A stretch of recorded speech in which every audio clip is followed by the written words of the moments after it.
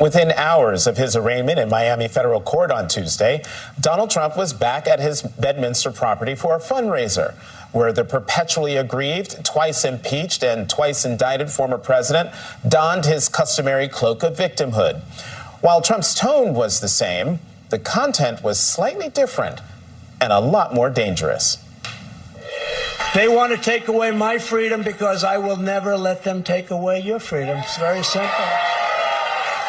They want to silence me because I will never let them silence you. They want you silent. And I am the only one that can save this nation because you know they're not coming after me, they're coming after you, and I just happen to be standing in their way, and I will never be moving. Joining me now, Ruth Ben Ghiat, New York University history professor and author of Strongmen, Mussolini to the Present. Ruth, as always, thank you very much for coming to the show. Just here, I read the words in the newspaper, but to hear him say them is rather chilling. And what stood out to me is his conflation of his legal woes with the grievances of the people who follow him. This is classic authoritarian, isn't it? Yes, you've stated it very nicely, the conflation of his personal legal troubles with the nation. And what he's doing now is he is a cult leader. Jonathan, I think you know, I feel he's a cult leader. He's not a conventional politician. And he even got thousands of people to assault the Capitol to save him. But that was some time ago. So he's got to keep those bonds refreshed. How do you do that?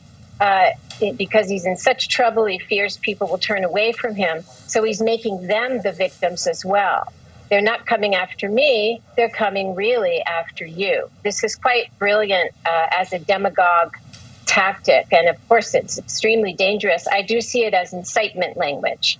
He wants them to be so worried about their fate that I don't know what he's going to have another coup, but that's what he's trying to do. He's trying to keep them on edge and feel like they're going to lose everything if they don't somehow bring him back to power.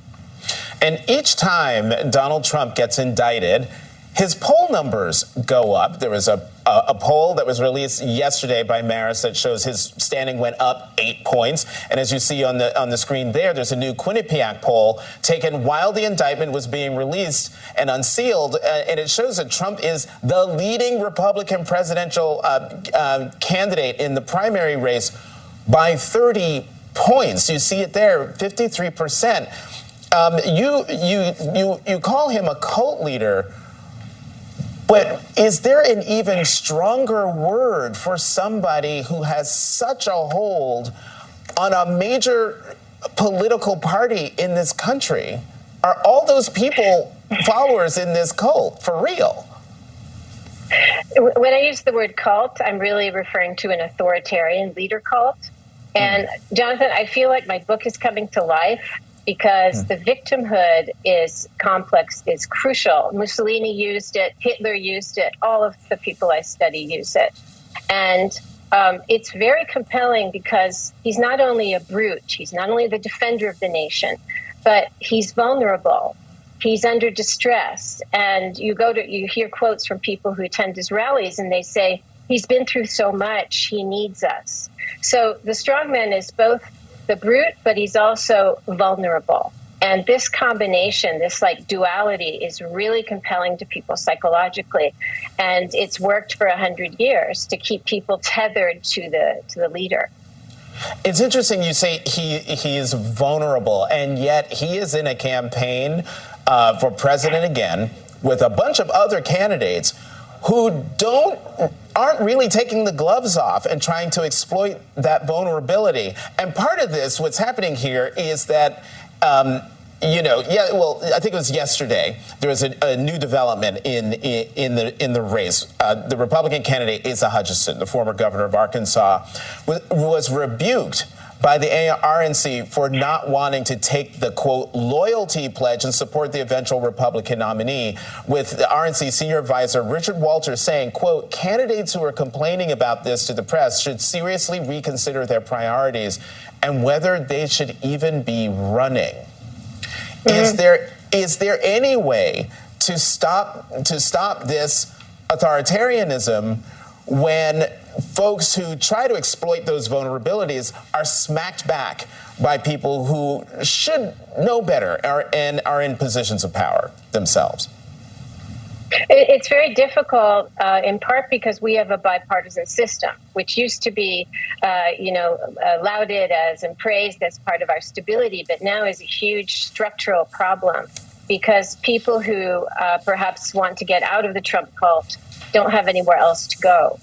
And we talked about the followers, but this is a party that he domesticated with astonishing speed. Because in other cases in history, like whether it's Mussolini who founded fascism or Berlusconi who just died, founded Forza Italia, they created the party. And so it made sense that they were the total masters. But here, this is a grand old party that Trump took hold of and put under a kind of authoritarian submission. And when a party is that tethered to the leader, it's very difficult unless that leader goes down. The only thing that did it in Italy is that Berlusconi was convicted and banned from politics for 5 years. So prosecution sends a message that truly no one is above the law, and then parties and politicians have to act. Let me get you on one more thing, Ruth, because yesterday, the man who killed 11 worshipers and injured 7 others at Pittsburgh's Tree of Life Synagogue in 2018, the deadliest anti-Semitic attack in U.S. history, was found guilty on all 63 felony counts, including federal hate crimes charges. One of the things that was so central to that case was the hate that was roiling within him, and how that happened at the time in the middle of Donald Trump's presidency. Can you please talk about how the Tree of Life Synagogue murders is tangentially related to the atmospherics around Donald Trump? Yeah, atmospherics is a good word. So what strongmen like him do is they come in and they address themselves to every form of extremists. They create like a big tent.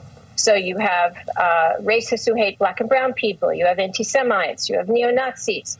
All of these people found a place in Donald Trump's movement. And it was important that he called it a movement at the beginning, because there are extremists such as lone wolf actors who don't like parties and establishments. You have anti-government extremists. They don't maybe like parties. They like movements. And so there's a reason that hate crimes of all types, anti-Black, anti-Asian, anti-Semitic, all skyrocketed during Donald Trump's presidency, because he gave out the message that he rewarded lawlessness, that he appreciated lawlessness. And that was the point of him saying he could stand on Fifth Avenue and shoot someone and not lose any followers. That was clear from January